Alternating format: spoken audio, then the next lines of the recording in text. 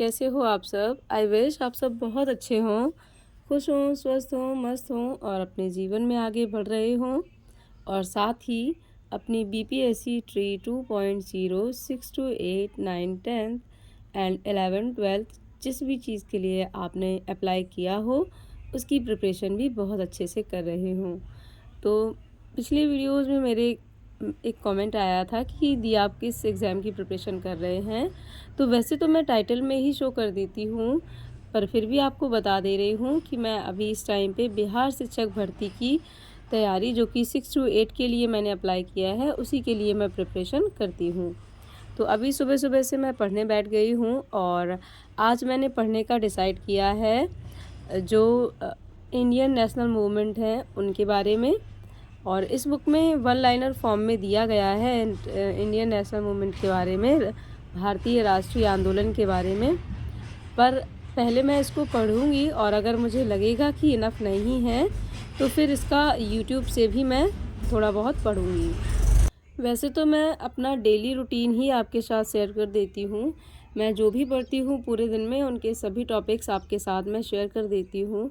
आज मैं फिर से बता दे रही हूँ कि मैं सबसे पहले इंडियन नेशनल मूवमेंट पढ़ूंगी और उसके बाद कुछ वोकैब्स पढ़ूंगी और उसके बाद कुछ हिंदी के बारे में आज मुझे पढ़ना है। बेसिकली हिंदी में मुझे जो पढ़ना है वो इम्पोर्टेंट ये है कि जो एनसीईआरटी और एससीईआरटी की बुक्स हैं और उनके जो चैप्टर्स से क्वेश्चन आते हैं मुझे वो पढ़ना है। अदरवाइज़ ग्रामर तो मेरा ठीक ठाक है और उसमें मुझे बहुत ज़्यादा कुछ नहीं पढ़ना है, केवल प्रैक्टिस कर लूँगी, क्वेश्चन प्रैक्टिस तो हो जाएगा।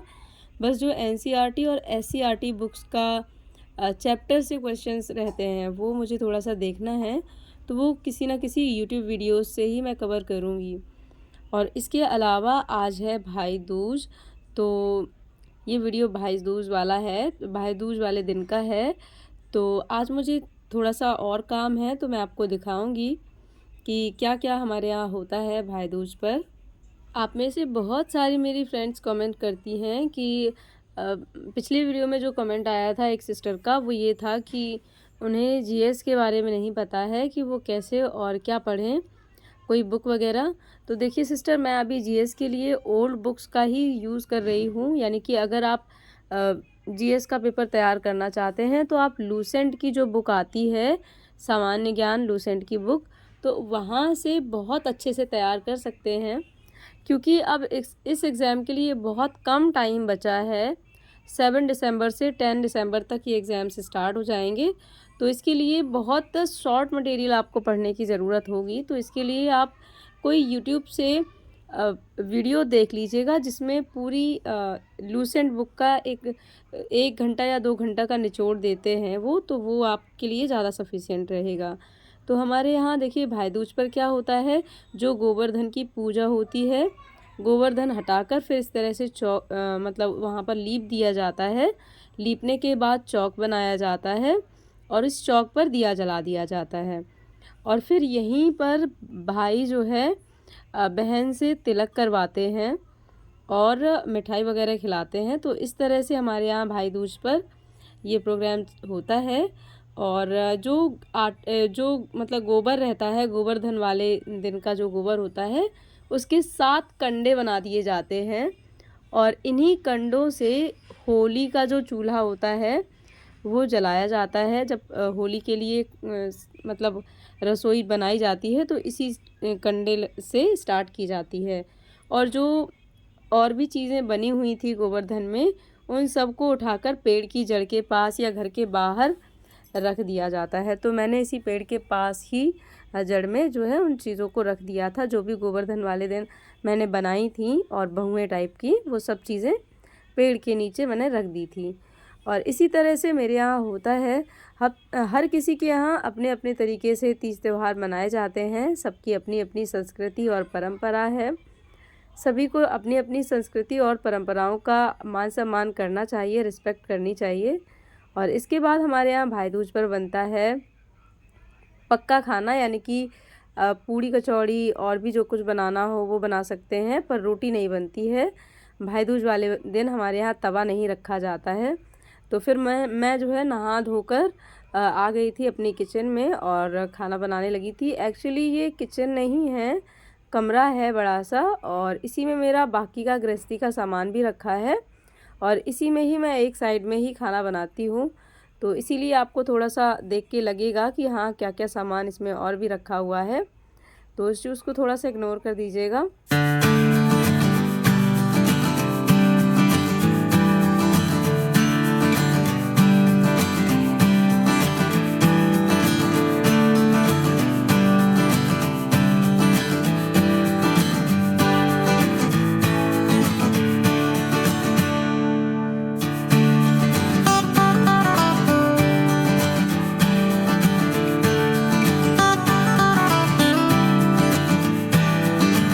फ्रेंड्स, अगर आपने भी बीपीएससी ट्री 2.0 6 to 8 के लिए फॉर्म फिल किया है, तो आपको भी पता होगा कि इस एग्ज़ाम का जो सिलेबस है वो कितना ज़्यादा ब्रॉड है। और मैं आपसे यही कहूँगी कि अगर आप भी इस एग्ज़ाम के प्रति सीरियस हैं, तो आप अपनी मेहनत को बढ़ाइए, क्योंकि ये मत सोचिए कि अगला कोई एग्ज़ाम आएगा तो उसमें देख लेंगे। आप जिस भी फॉर्म को फिल करते हैं उसको ये सोचकर उसके लिए तैयारी किया कीजिए कि ये मेरा लास्ट फॉर्म है और इसमें ही मुझे अपना पूरा 100% देना है।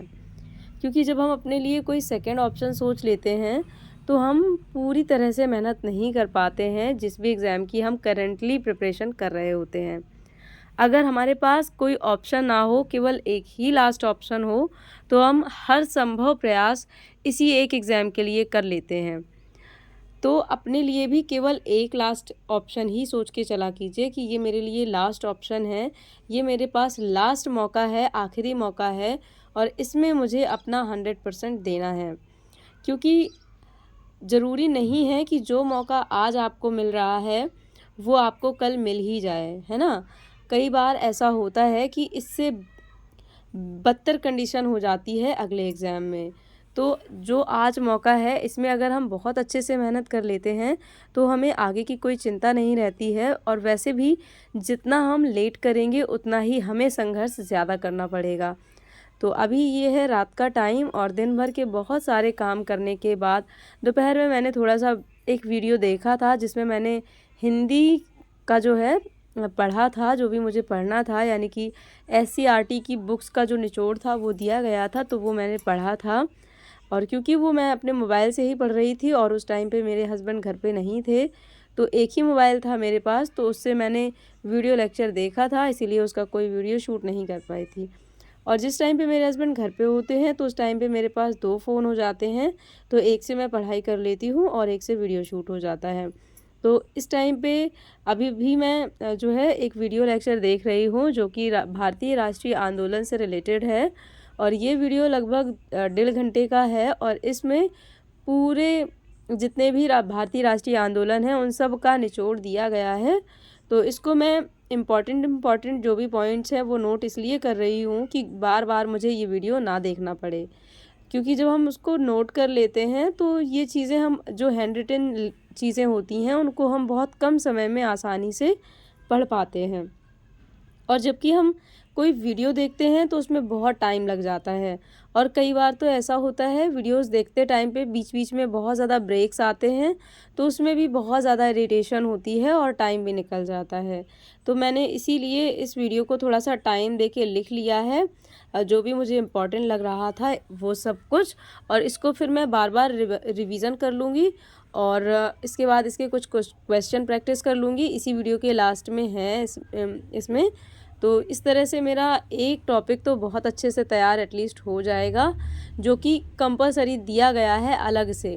भारतीय राष्ट्रीय मूवमेंट जो भारतीय राष्ट्रीय आंदोलन जो अलग से इसमें ऐड करके दिया गया है। अब इसमें वैसे तो जीएस जो 40 मार्क्स का आना है, इसमें बहुत सारे सब्जेक्ट हैं, ज्योग्राफी है, पॉलिटी है, हिस्ट्री है, जनरल साइंस है, ईवीएस है, जनरल मैथ्स भी है इसमें। तो जो हम आसानी से प्रिपेयर कर सकते हैं, पहले हमें उसको कंप्लीट करना चाहिए। तो इसीलिए मैंने अभी सबसे पहले इंडियन नेशनल मूवमेंट को उठाया है, क्योंकि इसको मैं बहुत आसानी से प्रिपेयर कर लूँगी, और इसके बाद फिर मैं साइंस पे फोकस करूँगी, क्योंकि साइंस में ऐसा है कि मेरा मेन सब्जेक्ट भी साइंस है और जनरल साइंस तो मुझे कंप्लीट करना ही है। तो ये मुझे एक बार पढ़ने से मेरी 2 बार 2 चीज़ों की तैयारी हो जाएगी। और इसके साथ-साथ भी मैं जैसे हिंदी का है, हिंदी का आसानी से हो जाता है तैयार सिलेबस, तो उसको पढ़ती चल रही हूँ। और उसके अलावा इंग्लिश में तो ऐसा है कि इंग्लिश में तो बहुत ज़्यादा वोकैब्स आपको आनी चाहिए, बहुत ज़्यादा अच्छे से तैयारी वोकैबलरी की होनी चाहिए। तो धीरे-धीरे करके मैं पढ़ती चल रही हूँ। हालाँकि मुझे इंग्लिश में थोड़ा-सा लगता है, क्योंकि मैं जो भी पढ़ती हूँ वोकैबलरी वो पता नहीं क्यों आती ही नहीं है। आज तक कभी ऐसा नहीं हुआ है कि जितनी वोकैब्स मैंने पढ़ी हैं उनमें से कभी कुछ आ गया हो। तो वोकैब्स का तो कुछ नहीं कह सकते हैं, पता नहीं कहाँ से आ जाए। पर जो ग्रामर पोर्शन होता है उसको हमें अच्छे से तैयार कर लेना चाहिए, ताकि वहाँ से कोई क्वेश्चन रॉन्ग ना हो। और आप भी अपनी बहुत अच्छे से स्ट्रेटजी बना के चलें, क्योंकि एग्ज़ाम में बहुत कम समय है और ऐसी कोई भी आपको अलग से स्ट्रेटजी नहीं मिलेगी जिसमें आप बहुत कम समय में सिलेबस किसी तरह से पूरा कर पाएँ। ये आपका अपना जो माइंडसेट है या आपकी जो अपनी मेहनत है वो काम आएगी। आपका अपना जो पढ़ने का तरीका है वही आपको हेल्प करेगा। तो आप अपने हिसाब से चीज़ों को सेट कीजिए कि क्या आप ईज़िली पहले तैयार कर सकते हैं। तो इस तरह से जो ईज़ी वे में आप पहले तैयार कर सकते हैं वहाँ से शुरुआत कीजिए, और जो लास्ट में बच जाएगा टफ़, तो उसमें ये है कि अगर टाइम मिलता है तो आप तैयार कर सकते हैं, और टाइम नहीं मिलता है तो उसके लिए आपको टेंशन लेने की ज़रूरत नहीं होगी।